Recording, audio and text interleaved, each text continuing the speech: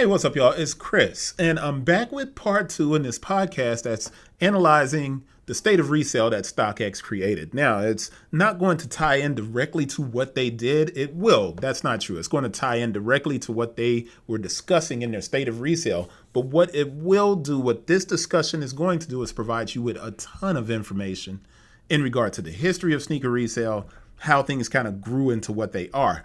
And most of it I'm reading directly from the post. So if you see over here, I'm on part two, the death of FOMO in sneaker resale. Now, what is FOMO? It's the fear of missing out. Sneaker resale has always operated off of, that's not true. It didn't always operate off of FOMO. It operated off of what was needed. If we go back to the very beginning of sneaker culture, it was built around hip hop, in a sense. Actually, let's go back even further and go to Reebok and the freestyle. And the fact that Reebok just perfectly timed the release of this really soft aerobic shoe. And women needed that shoe. And the sneaker craze kind of started with that, of course. That was the same time that Michael Jordan was coming along for Nike. Now, you had a whole community that wanted to wear what Mike was wearing because of advertising. And Mike was putting on a show for us. It was amazing, right? So when we think about FOMO, that wasn't really at the heart of it because there was not really a lot of FOMO. You could walk into a store and find a pair of Jordans on the shelf. It's not like they sold out immediately. They did begin to sell out and you had the problems, your sneakers are your life, the Sports Illustrated magazine cover. But we're not going there. We're going to get into the death of FOMO in regard to sneaker resale. So it's important that when we start talking about these things, we understand that the sneaker industry needs nuance. Instead of having nuance, the business is often looked at in extremes. Either the sky is falling or kicks are the hottest alternative commodities in the world. If you saw me on CNBC, I was the person saying, no, they're not commodities. We should stop looking at them like that. Where another panelist was saying, yeah, they're great commodities if you can get the Louis Vuitton. And I'm like, people can't get that. You're telling people about basically what's artwork. If you're looking at the art aspect of sneakers, unlike a Van Gogh, there can't be another Van Gogh because he's dead, right? But Nike tomorrow could make another Yeezy, or they can make another Louis Vuitton. Now, it may not be from the year that the original Air Yeezy came out, but I guarantee you people would buy, and it would diminish the value of that Yeezy that came out that year. You get into what I'm going to talk about a lot later in this, which is the greater fool theory. But the alternative commodities, right? People either say everything's falling out and it's dying, or they're still great commodities. Discussing the reality of the sneaker industry isn't exciting. What I do isn't exciting. I wish it was. I wish I had 100,000 subscribers and everybody was subscribing and I could really spend a lot of time doing more of this and teaching and writing. But this is not the sexy part of the discussion around kicks. It's just not. It's much easier to capture attention in the sneaker industry with complaints or praise. Sky's falling, hottest alternative commodities. I've discussed in the past that resale was trending down. But with every news outlet discussing the growth of the category, you have videos, you have Forbes, all of these different things that pop up. It's hard to explain how the sneaker resale market growth was trending down as revenue grew. Dollars are fluid. They move to trends. The growth of sneakers meant companies like Levi's or American Eagle were losing dollars. Dollars are fluid. They move. Athleisure, by default, was a move away from preppy apparel and denim. For a time, denim is on its way back. Did sneaker sales increase? Yeah. I would never sit up here and tell you that sneaker sales didn't increase. I wouldn't tell you that sneaker resale didn't increase, but we need nuance. We need nuance. Sneaker sales increase, yeah. But this was not growth created by need. And that's important to understand. Trends dictated the revenue increase. Trends don't sustain. And inside of trends, data can be misconstrued. The dominant brands in retail also dominate resale. Nike leads, others follow. At retail, brands like On and Hoka designed performance sneakers. So by default, they moved forward via innovation. Although consumers weren't using those running shoes and trainers for running. Nike didn't rely on performance-led growth. Now, if you look across the categories of all that Nike does, you could easily say, yeah, they had some things, but Nike mostly bought into their own hype, and they bought into a market that was stimulated, and I'm talking 2020 to 2023. This market was stimulated by government support with the money that was given by the government during COVID. And it was also fueled by the dream of sneaker entrepreneurship, with so many people talking about flipping shoes. Everybody wanted to get involved. When you have a lot of people getting involved, values increase. Okay? So it looks like sneaker resale exploded, but that was not quite true. We need nuance. The truth has been that the hustle around sneaker resale, it's been miscalculated, and it's been trending down for over 10 years. Now, I wrote this article that you see to my side, The Democratization of Sneaker Resale, and I talked about this fact, especially as a site like StockX was created. It opened the market to a lot of different people who would have never been involved in sneakers. Sneakers became more accessible around 2016, 2017. Now, there is a cyclical nature to discussing the demise of resale, especially when so many people are involved in the business. But as resale shops collapse and close around the country, and I'm sure you've seen these little stores that popped up with all the Jordan 1s on the wall that are they're basically closing. It's important to understand why those people and other people fail to understand the stark reality that existed the moment Amazon, and I'm going back 10 plus years, when Amazon opened Seller Central Marketplace up to more sellers in 2013, and a lot of the average people out there realized they could float between eBay, Amazon, and Kixify to flip sneakers, or they could use Flight Club or Stadium Goods to consign kicks. The marketplace became a little bit broader. So how do we get into this? Sneakers and sneaker resale at one point traveled a narrow sales path in e-commerce, and it was supported by a wide path in brick and mortar. So we're going to think about a pipe, and I need to pull out a sheet of paper here just to kind of make my point and see if I can make a little sheet of paper just for the visual, man. I mean, and not implying that you guys wouldn't understand what I'm saying, but I'm making a pipe here, right? And I got this pipe which looks like a big fat thing of like a joint. It's terrible. But I'm making this pipe to kind of prove a point. And I want you to think about water pressure, right? And the water pressure going through a pipe. If water is flowing at a high rate and a pipe is narrow, like this is a small pipe, it's like a finger's width.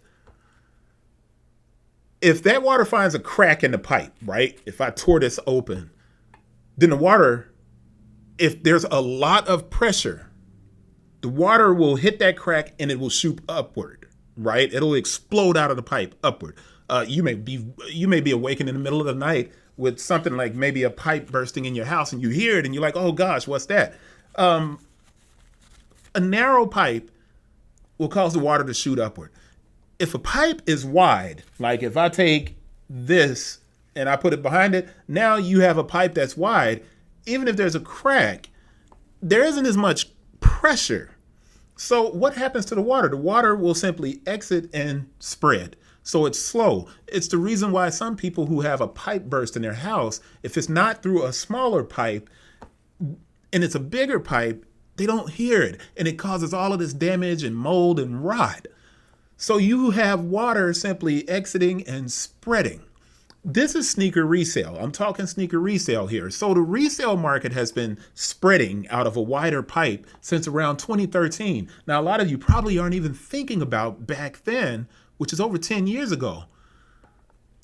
But resale has been slowing down. But there are anomalies. So we're going to move back and think about a pipe and a constrictor valve, right? These anomalies function like the tightening of a valve constrictor on a pipe. The flow of water, sneaker resale, the flow of water equal to sneaker resale, found cracks in a narrow pipe. And in a few unique ways, this saw the stream of water rise and fall over the years. So you had ebbs and flows in sneaker resale. Now, what are those things that happen to create these peaks and valleys in sneaker resale? One, eBay controlled the market for years. That's a narrow pipe. It's a narrow pipe. In 2008, Amazon purchased Zappos and learned the sneaker business. You're going to have to ask me questions about this because more than likely you were not involved in Kicks at this time in 2008 as a reseller and you didn't know about this stuff. Amazon is still the biggest marketplace for sneakers. In 2010, Amazon opened Seller Central Marketplace up to sneakers, and they started to recruit sellers from eBay. Now, this is a bigger pipe, but it's still narrow. It's still narrow, all right? Even if it is a bigger pipe, it's still narrow. In 2013, Amazon Seller Central made it easier for sellers to qualify, inviting in a ton of counterfeits. That's a wide pipe. So Amazon created the original wide pipe that saw resale begin to trend down. 4, Nike saturated the market in 2014 and 2015. The pipe was wide and resale continued to drop. So what you have are these pipes. They are wide, they're smaller. The water trickles out when it's wide and it explodes out when it's narrow. So when Nike flooded the market, it was with the Air Jordan 6, thermal mapped foam posits, Weatherman foam posits, ones that looked like they had herpes on them, the Spider-Man foam posits, these different shoes. Nike flooded the market with this stuff, which was just terrible shoes people didn't buy. Low top Jordan 6s, Jordan 10s, low top Jordan 1s, all of that stuff was around 2014, 2015. So we're going back, but that created a wide pipe. Nike, once again, created a wide pipe. Now, the fifth thing that kind of happened to these narrow pipes and the wide pipes finding cracks, the ZX Flux, the NMD and the Ultra Boost gained steam after Yeezy's arrival. So Yeezy left Nike. Yeezy was dropped in 2016 in very small numbers. 2014 to 2017 saw a narrow pipe get a valve constrictor and the crack exploded and resale shot up like a rocket. People thought it was growing. A lot of money ran in. So number 6, Campless, was a website. It became StockX. Goat and Grelled entered the market. 2016, the valve constrictor with the faulty valve shutoff, these platforms were actually cracks in a wide pipe with the water slowly eroding the area around sneakers. Now, it looked good because there was an explosion out of the crack. But that's because there was a valve constrictor. It was not a true business that created that pressure and that explosion. So after Campless became StockX, money started flying into sneakers. Stadium Goods garnered a considerable investment, right? And that was 2017. But that considerable investment didn't make things narrow. It made it wider because it brought more attention to it. Investments made sneaker resale a hot topic, inviting more resellers and more sellers into the plumbing. And that plumbing started corroding the system. Now all of these people are coming in, and not saying that you couldn't be in it. I'm not saying that. I'm saying that all of those sellers were just the water sitting around the pipes corroding the system. 2017, Nike came in and put a valve constrictor right on, and Nike adjusted and resurged. Adidas started falling back because Adidas failed to really capitalize on NMD, and Ultra Boost started to collapse as well. They started making too much of the stuff. So there was too many NMDs, too much Ultra Boost, and that's a wide pipe. And then Adidas gave Yeezy all of the power in the US. And that created an imbalance for Adidas, and it opened the door for smaller brands and a resurging Nike. Now, by 2019, Yeezy began cooling. People didn't pay attention to it, but it began cooling off because Adidas was ramping up production. Now, when we get to 2020 to 2022, COVID was a narrow pipe. It was a narrow pipe. It led to a flood of new people in sneakers. That's a wide pipe. It's a wide pipe. Now, the wide pipe was kind of force-fed into a narrow pipe. Does that make sense? This happened because Nike started removing accounts. So Nike is a wide pipe, delivering all of this product to the different mom and pop shops. Nike, through the consumer direct offense, starts to remove small accounts, which started happening in 2014. That started happening in 2014. Okay? Those small accounts used to enable resale and arbitrage. So you have Nike taking those accounts that used to enable arbitrage, which is a completely different form of resale than the sneaker resale that we know today. Now we look at 2022 till right now, as Nike closed accounts and retail consolidated, arbitrage died. That valve shut off, and people really couldn't go out there and buy a lot of different stuff. Resale started to cool. Now, the new consumers that had been walking into sneakers, dirty Air Force One girls, TikTok trends, those people were just visiting sneakers. But the brands believed in the hype around these people who were just visiting. And it's not a bad thing or a good thing. I'm simply explaining here. Now, buying into that hype led to extensive corrosion and erosion, and cracks are now in multiple sections of the pipe. Even if it's a small pipe with a lot of water, there are so many cracks that the water is just pouring out everywhere. And this is where we are with sneaker resale. Now, I wrote these two articles that you see to my side over here. Stadium Goods raises the money with Mark Cuban.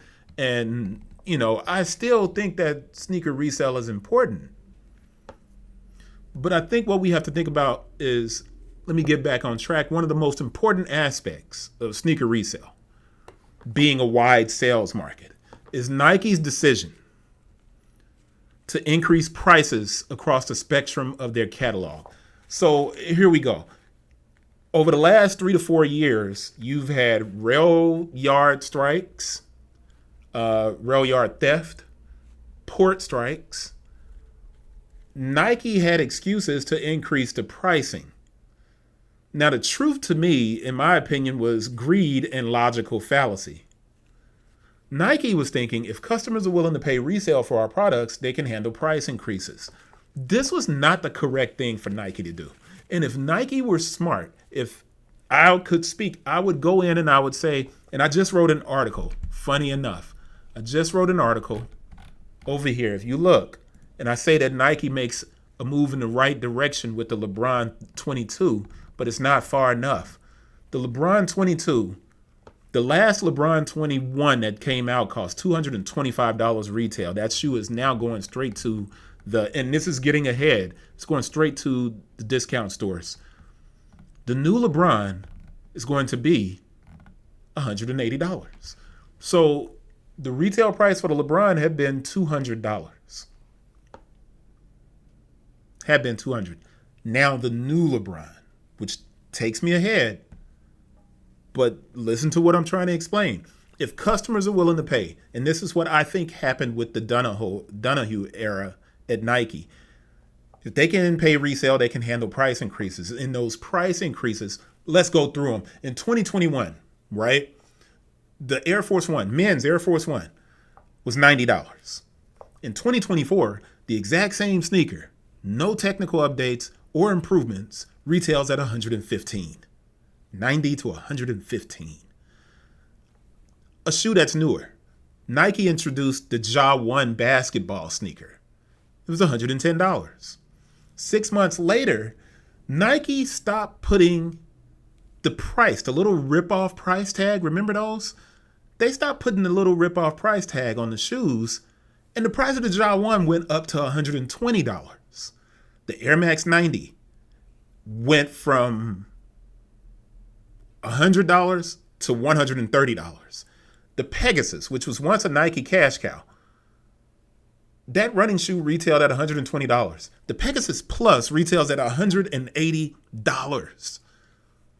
Almost all of Nike's running shoes are over $140 now. The Windflow is still out there. The Pegasus is a $140 shoe now and $180 in the Pegasus Plus. This all isn't a bad thing.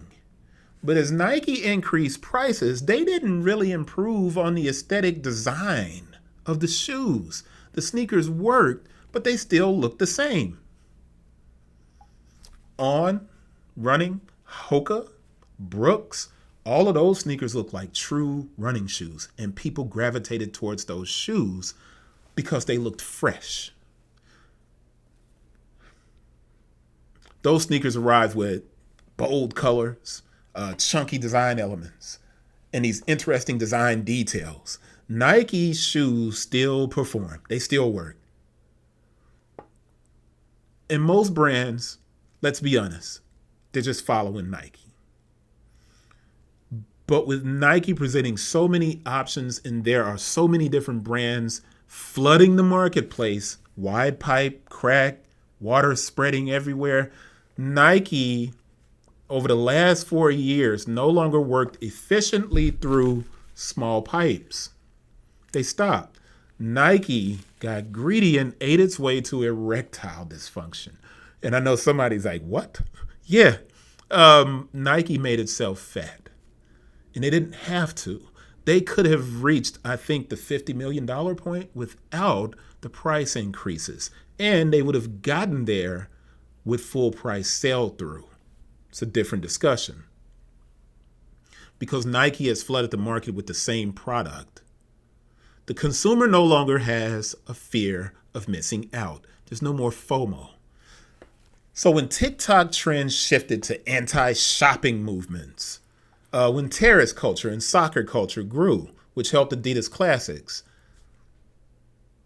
and when Nike made their best-selling sneaker in the Air Force One $20 to $50 higher than a Samba or a Gazelle, Nike basically created their shoes to be discounted. Now, it's important to know what a platform like StockX is saying about how things have changed. And that requires another post. And I know you guys are like, man, this is getting long. And it is. We're going to move on to part 3. This was a lot longer than the last couple of videos, but it's equally as important and it leads us into the next topic. And that next topic is made to be discounted in the arbitrage snitch. If you sat through this long video, man, I appreciate you. And I hope you're getting a lot out of it. And I hope it's clear. I appreciate the new subscribers. Please leave questions. I had a really good question today from Brett, and he was asking about Google AdSense from the previous video.